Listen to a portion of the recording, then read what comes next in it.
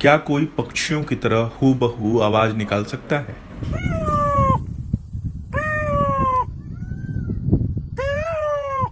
ऐसे लोग बहुत कम हैं।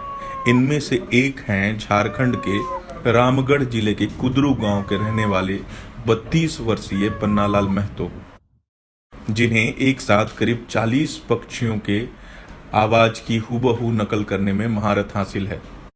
झारखंड के बर्डमैन के नाम से विख्यात पन्नालाल इन पक्षियों की बोली को समझने का भी दावा करते हैं। मजेदार बात यह है कि इनमें से कई पक्षी उनकी आवाज सुनकर प्रतिक्रिया भी देते हैं। जैसे ही वह कौवे की आवाज निकालते हैं, चारों ओर से कौवे आकर उनके सिर के ऊपर आकाश में मंडराने लगते हैं। इसी तरह जंगल में मोर भी, जो कि बेहद शर्मीला पक्षी माना जाता है, पन्नालाल की आवाज सुनकर तुरंत अपनी प्रतिक्रिया देता है।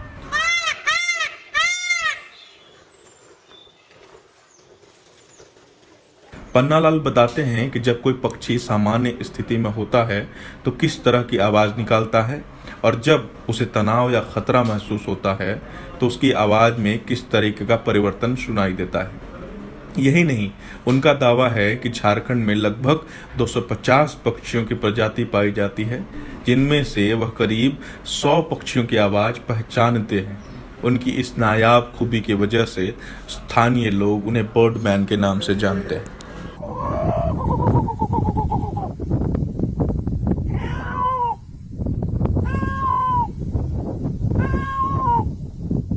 पन्नालाल पिछले 28 वर्षों से पक्षियों की आवाज निकाल रहे हैं।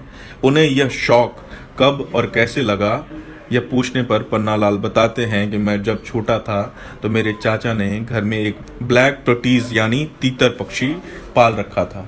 मैं रोज स्कूल से आकर घंटों उसके साथ खेला करता था। धीरे धीरे हम दोनों काफी अच्छे दोस्त बन गए।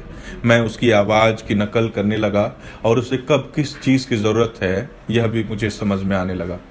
पन्नालाल पेशे से बिजनेसमैन हैं और उनकी आमदनी का एक बड़ा भाग पक्षियों के संरक्षण, उनके लिए दाना पानी और उपचार करने तथा जंगलों में घूमने पर खर्च करते हैं।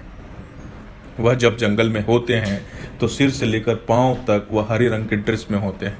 उनकी माने तो इससे जंगल में रहने वाले जानवरों से अपना बचाव करने में सहायता मिलती है, साथ ही पक्षियों के करीब जाना भी आसान हो जाता है। पन्नालाल का मकसद झारखंड में विलुप्त हो रहे पक्षियों को बचाना है। यह कला अब उनकी पहचान बनती जा रही है। उनके अनुसार हम पेड़ों को काटने से ज्यादा उन्हें बचाए रखने की जरूरत है।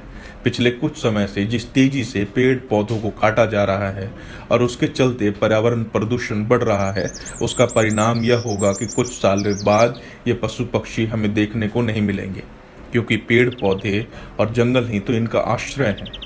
अगर यह नहीं रहेंगे तो इनके अस्तित्व पर तो खतरा मंडराना स्वाभाविक है।